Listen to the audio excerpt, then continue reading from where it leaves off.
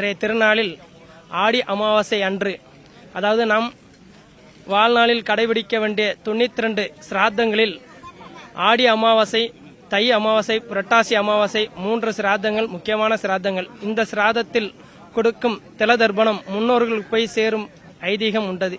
இந்த ஆடி அமாவாசை அன்று முன்னோர்களுக்கு சிராதம் செய்தால் நம் குடும்பத்தில் சுப விஷயங்கள் வந்து சேரும். இன்று ஆடி அமாவாசை அப்பாவுக்காக சொல்லி நான் இன்னைக்கு விரதம் இருந்து அவங்களுக்கு தர்ப்பணம் பண்ண வந்திருக்கேன். அதனால சிறப்பாக முடிச்சு நான் கிளம்பிக்கிட்டு இருக்கேன். எனக்கு எங்கள் அப்பா நான் கும்பிட்றனால எனக்கு நல்ல செயல் சிறப்பாக இப்போ புதுசாக ஒரு வீடு கட்டி தந்திருக்காரு அவர். எனக்கு முன்னோரில் கும்பிட்டா நல்ல சுவார்த்தம் கிடைக்கும் அவளுக்கு. ஆமாம், ஆசீர்வாதம் நல்ல ஆசீர்வாதம் கிடைக்கும். முன்னோர்கள் செஞ்சால் ஆசீர்வாதம் நல்லா கிடைக்கும். பித்ரு தர்ப்பணங்கிறது தாகசாந்தி. வருஷத்துக்கு ஒரு தடவை கொடுக்குற திவசம் சாப்பாடு போடுற மாதிரி. ஒவ்வொரு நாளும் ஒவ்வொரு, நமக்கு தான் ஒரு வருஷம், அவளை பொறுத்த வரைக்கும் ஒரு நாள் தான். அந்த ஒவ்வொரு நாளும் தன் புள்ள கையால சாப்பாடு வாங்க வருவாங்க. அதே மாதிரி தான் இன்னைக்கு அமாவாசைங்கும் போது வருவாங்க. அதுவும் 3 அமாவாசை, பெரிய அமாவாசை, தை, ஆடி, புரட்டாசி.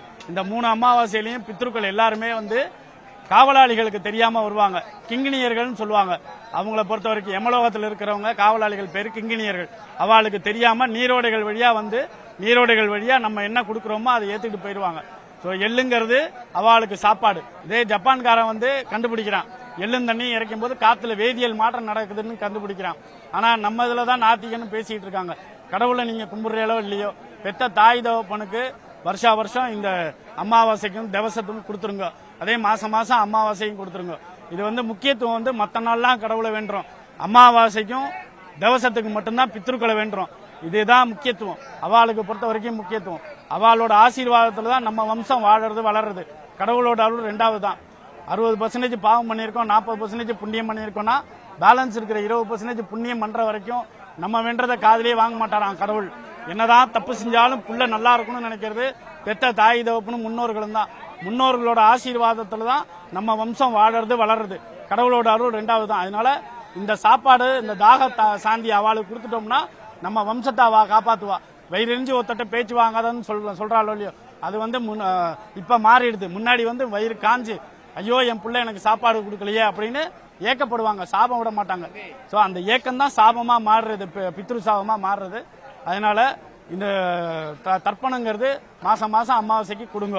பெரிய அமாவாசைக்கு தான் கொடுக்கணுங்கிறது கிடையாது, அமாவாசைக்கு கொடுங்க. அதே மாதிரி காவேரி ஆத்துல ஆடி 18 போது தண்ணியே இல்ல, ரொம்ப கஷ்டப்பட்டுக்கிட்டு இருந்தோம். ஆனா இன்னைக்கு பித்ருக்களோட ஆசீர்வாதத்துல தண்ணி நிரம்பி வர்றது. இது ரெங்கநாதர் நடுவுல இருக்கார்.